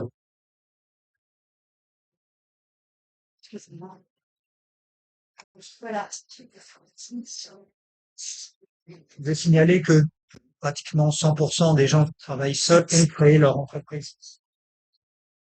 Donc on a cette image du créateur d'entreprise qui, ça rejoint, si vous voulez, l'idée qu'on connaît par ailleurs du créateur d'entreprise qui va faire partie. Il y a cette figure qui est réactivée par des gens qui créent leur entreprise, qui à un moment donné peuvent imaginer se développer et connaître un certain développement. L'histoire les amènera sur des trajectoires différentes, mais ça reste des éléments par rapport auxquels vont leur donner des logiques de pensée, et qui vont tirer des enseignements, ensuite structurer leur activité. Rester présent, tirer des modes de fonctionnement, un certain nombre de rites aussi.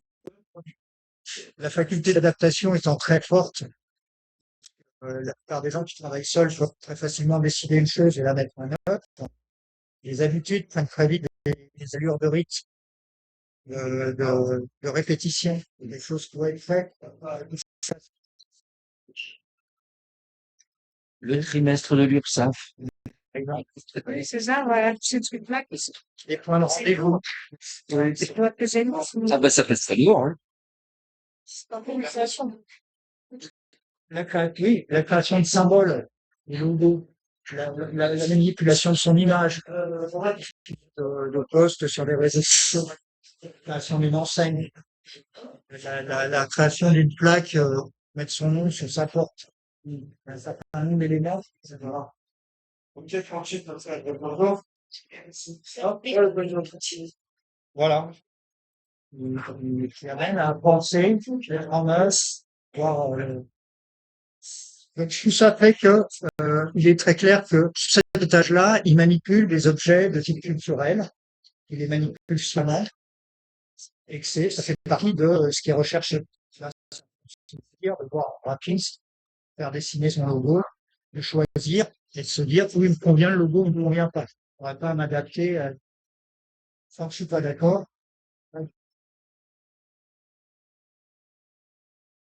Mais ça en fait aussi, quand on regarde un aspect sociologique, ça fait une catégorie qui est inclassable. Parce qu'ils sont à la fois, des fois ouvriers, par exemple des maraîchers. Il doit planter ses tomates une à une, remonter des rues complètes. Il lui prend, j'ai croisé il n'y a pas longtemps, il disait qu'actuellement il travaillait de 5 heures du matin à 20 heures le soir. Il se couchait presque tout habillé, mais bonjour. Bonjour. Ouais, c'est une session pour plutôt. Pardon. Oui, super. Hop. Vous êtes au Il y a, Serveur. Excuse-moi. non, non, donc ils sont à la fois au début de la chaîne et ont une catégorie inclassable. On peut pas mettre ni vraiment dans les patrons, ni vraiment dans les employés. Et justement, l'exemple d'une entreprise individuelle qui est extra, qui se fait employer de temps en temps, s'il a envie. Euh, Voilà, donc c'est dans la conclusion, brièvement, on va essayer. Donc, je suis parti d'une idée. Est-ce qu'on peut faire une catégorie? À mon sens, oui. Je vous ai une catégorie. Je propose de passer peut-être à répéter là. je crois que là maintenant, qu'est-ce que toi, ça t'a apporté dans ton rôle d'entrepreneur en assurance? Ok, Cette analyse anthropologique. je vais te le dire. Euh, je vais juste conclure sur juste l'analyse que ça m'a apporté sur la partie recherche, sur la soirée. La catégorie 1, oui, ça fait une catégorie. 2, ça fait une catégorie d'entremetteur. Mais pas une en soi, mais une catégorie d'entremetteur qui sert à véhiculer des idées avec un certain, je vais parler d'une Twitter ou de ce genre de choses, mais qui sont prises avec un certain nombre de sociétés qui sont des mécanismes qui sont activés dans des moments de pugilisme ou de choses comme ça, dans le passé, qui s'est montré, sont des activateurs potentiels à un moment donné. Mais pas en soi. Ils ne constituent pas, ils ne se fédèrent pas. Il y a une logique, pour reprendre un terme anthropologique, qui est plutôt segmentaire. Il peut s'unifier à un moment, mais se défaire aussi. La raison de l'unification est passée. Euh, et donc, pour finir, je pense que le terme, tout ce qui est micro-entrepreneur est mal adapté. Une des enquêtées que j'ai eues m'a indiqué que ouais, le fonds d'entreprise personnelle, c'est la plus adaptée. Je propose plutôt de retenir ce terme-là, d'entreprise personnelle, qui peut aussi être étendu à des entreprises où il y a plus de personnes, dans un sens, mais mieux les choses, ça me paraît intéressant parce que ça renvoie aussi plus à un mode de fonctionnement, de se penser comme une entreprise, de penser une personne comme une entreprise. Et si vous y prêtez un peu attention, vous verrez que c'est une logique qui est assez présente, qu'un certain nombre de gens appliquent, même s'ils ne sont pas en situation d'entreprise. à un moment, vont répondre, vont estimer qu'ils font le bien s'ils opèrent le livre pourrait correspondre à une logique d'entrepreneur individuel. Donc, en passant à ce terme, ça permet de toucher à une notion qui est, à mon avis, très diffusée dans la société, qui correspond à une sorte d'idéalisme qui est présent et qui est actif là de la partie qui concerne juste les gens en situation d'entreprise. Voilà le cheminement. Alors, dans ta pratique, Voilà ce que ça a que changé. cette analyse t'a permis d'apporter. Eh ben, si je fais l'évolution, et c'était aussi une des questions de la personne qui ne pouvait pas être là, ce qui a changé par cette étude menée au stade où elle est, c'est qu'il y a 15 ans, on considérait les entreprises individuelles comme des prospects, des gens qu'il fallait que j'aille voir, développer mon activité, et que dans un sens, jouer à l'entreprise en étant une micro-entreprise. J'avais la vision de l'INSEE, de la toute petite entreprise, alors qu'aujourd'hui, je le vois comme une catégorie spécifique. J'ai compris et j'expérimente aussi ce que c'est que de devoir fonctionner suivant une échelle individuelle, et que c'est un cas particulier. Et ce que ça a changé, c'est dans ma pratique. Je me prête moins à un jeu dans mes entretiens qui consisterait à raisonner la situation de l'autre comme une entreprise, mais comme une situation d'entreprise individuelle. Alors, c'est un point par le terme, mais une entreprise personnelle, où la personne opère en intégrant aussi tout un tas de logiques auxquelles j'essaye d'être sensible. Je sais que quand je les intègre, il y a plus ou moins un interlocuteur avec lequel ils ont envie de travailler. J'imagine que ça peut aussi activer mon efficacité dans le boulot. J'apprécie de bosser avec quelqu'un qui les comprenne. Donc, pour moi, ce que ça a changé, c'est ça. Initialement, ce que je voyais comme un échelon petit, aujourd'hui est une catégorie en soi, que j'appréhende comme telle, pour les critiques que j'ai données. Ça a informé ma pratique d'assureur. Donc, tu vas te spécialiser dans l'assurance d'entreprise personnelle. Pas spécialement, mais non, non, du tout. Ah non, pas du tout. Non, mais comme tu connais le secteur parfaitement, Oui, et tu connais ses logiques, ses besoins, oui. Quand je trouve quelqu'un qui relève de cette définition, je sais en tenir compte. voilà. Définition, je C'est sais. pas, c'est pas péjoratif, hein. Non, non, non, non, mais je ne souhaite pas. L'assureur ne va pas spécialement dans cette voie-là. Les circonstances amènent là, il le traite. C'est plus une culture métier que une injonction professionnelle. Du côté assureur, c'est pas. Je veux pas. J'essaie de rencontrer des gens à potentiel, et peu importe si c'est une entreprise individuelle ou un salarié ou j'essaie de. L'important, c'est que l'entreprise-là, Voilà, c'est que j'ai des contacts favorables. Et alors, dans la gestion des sinistres auxquels tu es confronté, est-ce que cette connaissance t'a apporté des choses, des éléments qui te permettent de mieux comprendre?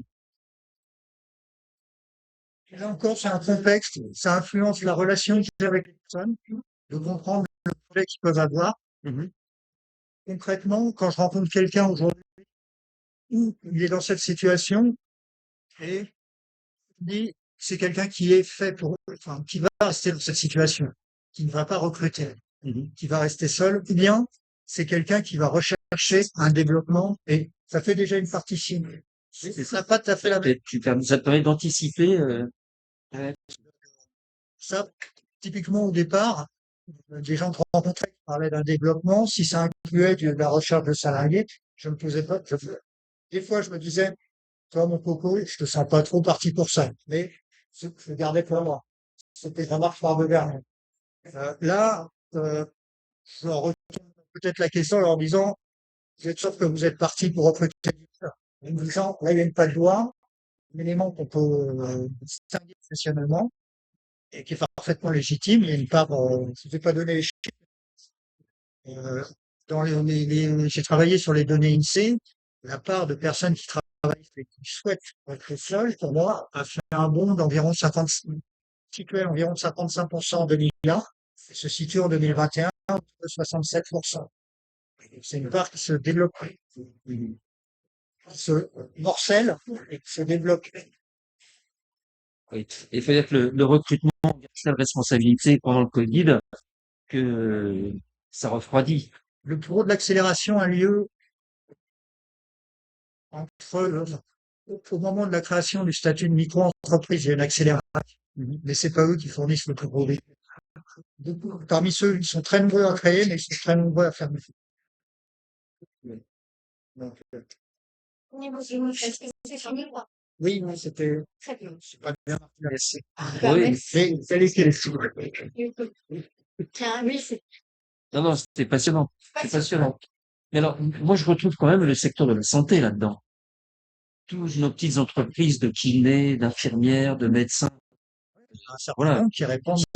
L'État, aujourd'hui, tente de regrouper impérativement dans des macro-structures, belles maisons de santé pluridisciplinaires, des centres de santé, etc. Voilà. quelle belle chose. Et à mon avis, Oui. tu dois pouvoir observer qu'un certain nombre vont faire des formes collectives, mais vont aller plutôt vers des choses qui vont vers on travaille ensemble pendant le minimum d'engagement. C'est ça. Voilà. C'est ça. Tous les moyens. C'est ça. Voilà, C'est faire les choses. Mais en Oui. Je pense que Oui, oui, oui. c'est une définition que j'ai approchée, c'était un peu Et oui. les achats. Il est dans il y a une SCP dans laquelle il C'est ça. se. Oui, une société civile de moyens, hein. Et alors il y avait des questions de Bon, c'est bon. Il y a des, il y a des, Non, c'est très bien, hein. il y a des éléments où, effectivement, je trouve que ça aussi, c'est pas. La France, là, on a peut-être, je vais faire ça, Tu peux dire que toi-même, tu es en cabinet, libéral. Tu es, voilà, une entreprise individuelle. non, pas tout à fait seule, puisque je suis associée à une de mes collègues et nous partageons le lieu. Mais le psychanalyste ou le psychothérapeute, par définition, il est seul. Ah, C'est ça? seul avec cette multitude de monde qui lui arrive, c'est comme votre judiciaire. C'est pareil. Oui, ça vous fait social. Et donc, reprenons les choses. Être le théoricien de sa pratique. Ça fait des années que moi je dis que je suis théoricien. Ça rejoint le fait que ce que je disais au début, cette tradition théoricienne. Oui, ben oui, c'est exactement ça. Donc, la pratique de la théorie, c'est une évolution de la pratique et de la développement universitaire et intellectuel. Comprenez? On peut dire que, voilà. Donc, il y a plus cette, en tout cas, chez les médecins, chez les philosophes, etc., il n'y a plus chez les anthropologues, il y a plus cette photo, mais on retrouve les côté politique, ouais, et on voit bien sûr, il me vient à cette occasion de ce que Patricia Jeanne-Marcy, parce qu'elle écrit des livres. Elle est psychanalyste, c'est psychiatre, et elle écrit des livres. Elle écrit la raison de ça, le côté pendant un an dans une entreprise d'écriture, elle a été subventionnée par le fonds.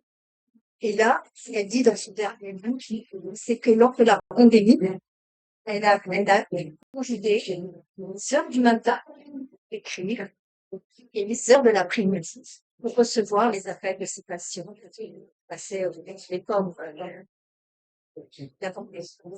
Et donc, ce qui est choquant, c'est qu'elle dit ça. Elle dit, ça n'en était pas plus facile, mais j'avais un temps de ça.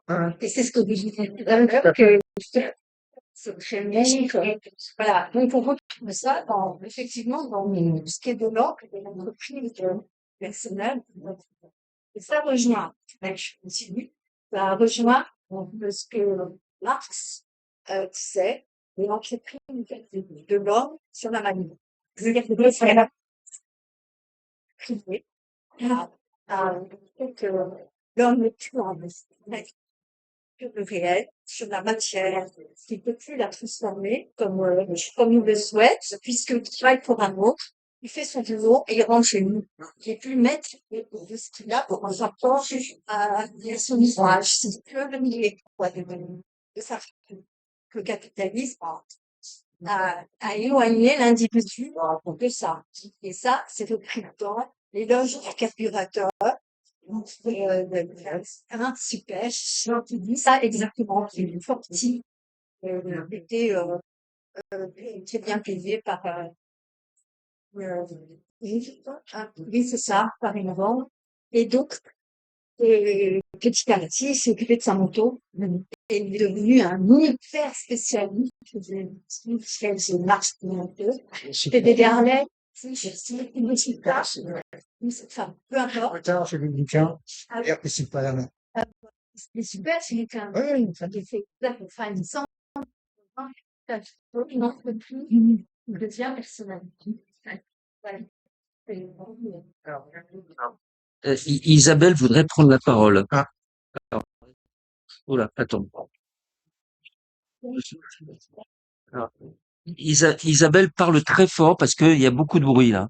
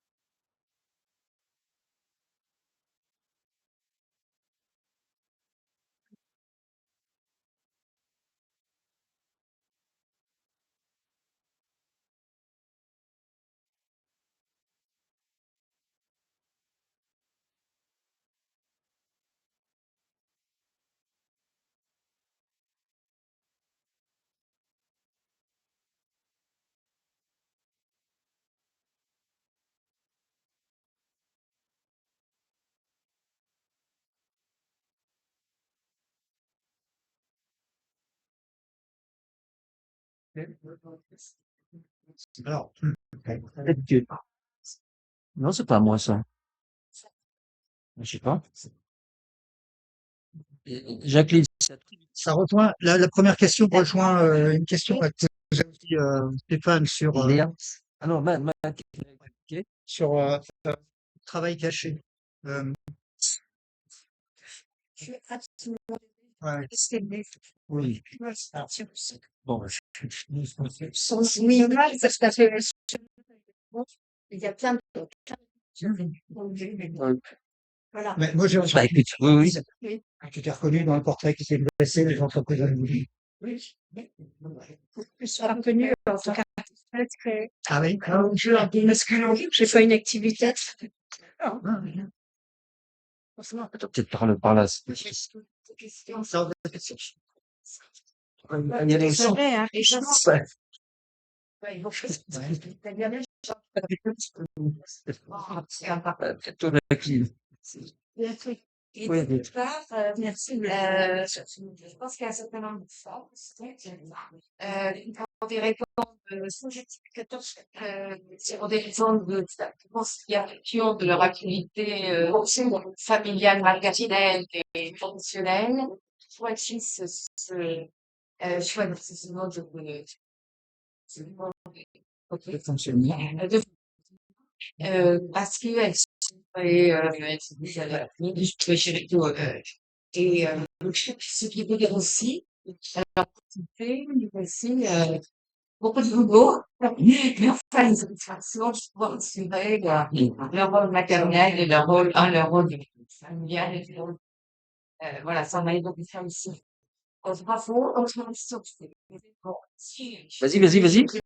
si, comment tu te présentes uniquement, aux personnes que tu les qui va être un peu surpris, ce sont les gens, ouais, les gens un peu qui que tu sois à la fois professionnel, dans un clinique et un chercheur, dans un et tout à l'heure, j'ai trouvé bravo, c'est formidable.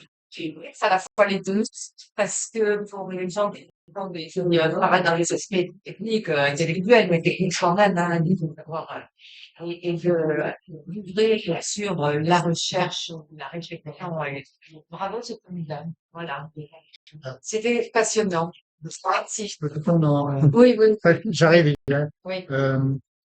En termes de les femmes que tu citais, ben, regarde bien, parce que celles qui aller dans cette logique-là, bien souvent parce que leur emploi précédent ne leur permettait pas de le faire. Donc ça rejoint ce que je disais, c'est que les personnes au départ constatent un problème avec l'emploi, n'envisagent pas directement de s'installer, on les juste si c'est moi qui fais l'emploi du temps, il y aura le trou au moment où j'en ai besoin. Voilà. Donc ils vont adopter, ils vont venir à, et c'est important de le dire parce que très souvent, une logique qui veut, enfin, il y a un certain nombre de les créateurs s'y touchent et poules. Ceux qui le font par nécessité parce qu'ils n'ont pas d'autre boulot, et ceux qui sont portés par un projet. Vont vers, et ceux qui sont poussés. Alors que moi, dans tous les gens que j'ai vus, les poussés, jusqu'au moment où ils trouvent un projet qui les attire, et à ce moment-là, ils vont vers. Si tu veux, la vie est purement formelle, et elle tient des gens qui connaissent, qui n'ont pas cette expérience. Tous les gens qui sont passés par là, enfin, peut-être pas tous, mais très fréquemment, ils vont entendre ce discours. L'autre aspect, comment je me présentais, on allait très très vite. Ce que je disais pour, genre, je disais, voilà, je fais une étude sûre, c'est, est-ce que tu veux participer? Et la plupart me disaient, oui, c'est rapidement. C'est ça que je voulais pointer tout à l'heure. Après, il se trouve que, des fois, il y a une question au terme du récit de vie. Et tu vas en faire quoi? Voilà. Et ça, c'est interprétable. Tout à l'heure, on m'avait dit, tu sais comment tu interprètes certaines interactions, etc. C'est le développement de l'à côté. Ils sont tellement habitués que quelqu'un qui est pleinement autonome fasse des trucs à côté, que si tu arrives, tu leur dis, faut que j'enregistre un disque, euh, est-ce que j'ai besoin de copie? Il va te dire, ou si la question lui convient, il dit oui, sinon c'est non. Mais il y a une sorte d'évidence que chacun dans ce modèle-là fait quelque chose, est dans cette logique-là, que Ah oui, c'est intéressant. il n'y a pas de Ouverture, ouais, finalement, voilà, c'est voilà, exactement. Voilà. euh, Même si Oui, c'est ça. c'est dans ce sens parce que ils sont pas dans des cadres, et et donc, c'est à ce titre-là aussi qu'ils font. Voilà. oui, Après, je oui. vais une question.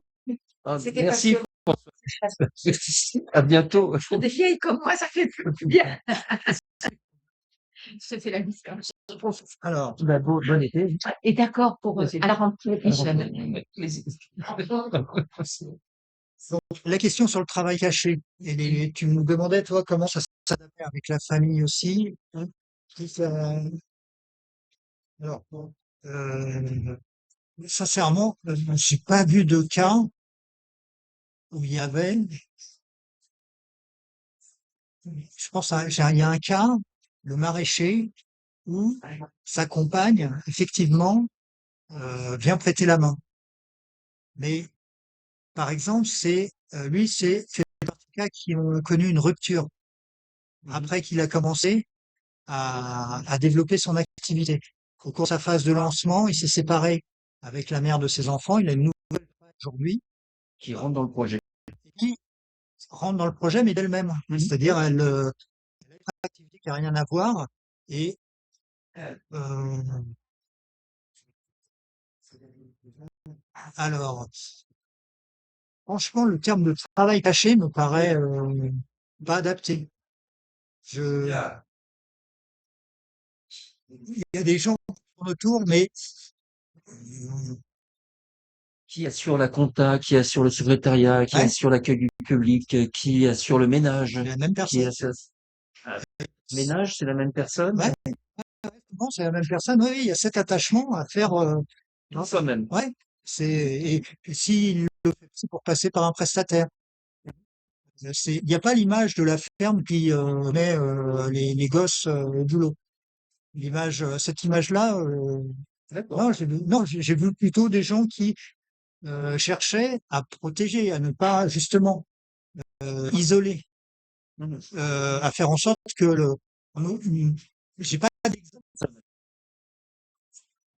Non, c'est-à-dire que ils vont faire fonctionner les deux ensemble, mais ils se rendent bien compte qu'il y a une fragilité de leur côté Et j'ai pas d'exemple de personnes qui ont essayé d'investir leur épouse alors qu'ils pouvaient le faire dans leur activité. Euh, Je crois qu'il y a la c'est- question d'Isabelle aussi.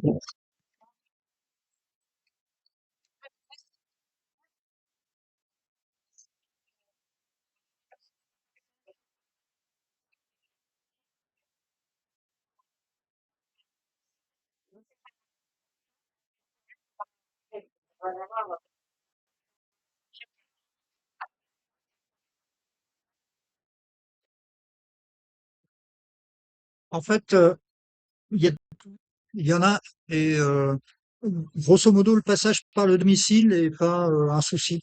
C'est souvent le cas lors du lancement, et c'est aussi un élément qui participe à la l'appropriation de l'entreprise, parce que il faut lui donner des contours, faut choisir dans quel cadre on travaille. On a envie de travailler dans un cadre qui soit efficace, qui permette de qui soit à la fois efficace, confortable et adapté, enfin pas embêtant, duquel on peut sortir.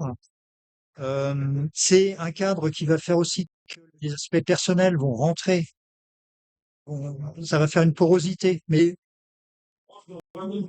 généralement c'est une phase initiale qui après doit être maintenue. Il y en a qui cherchent le maintenir, d'autres pas. C'est pas un aspect problématique. C'est j'ai pas interrogé la famille. Non, j'ai pas interrogé la famille. Il faudrait voir comment. Ouais, j'ai pas interrogé la famille, mais il y en a un certain nombre qui vont aller dans le sens de sortir l'entreprise et c'est faire sur une autre logique. La majorité de l'échantillon a vu ses revenus baisser et des fois de manière très importante, a investi une grande partie de son économie. Les, les chiffres que j'ai relevés d'un point de vue économique, c'est 80 à 100% de l'épargne au moment du lancement a été absorbée. Et donc, pour se reconstituer, il y a un moment où investir dans un local qu'ils achètent et qui se louent à eux-mêmes est une manière de reconstituer ce patrimoine.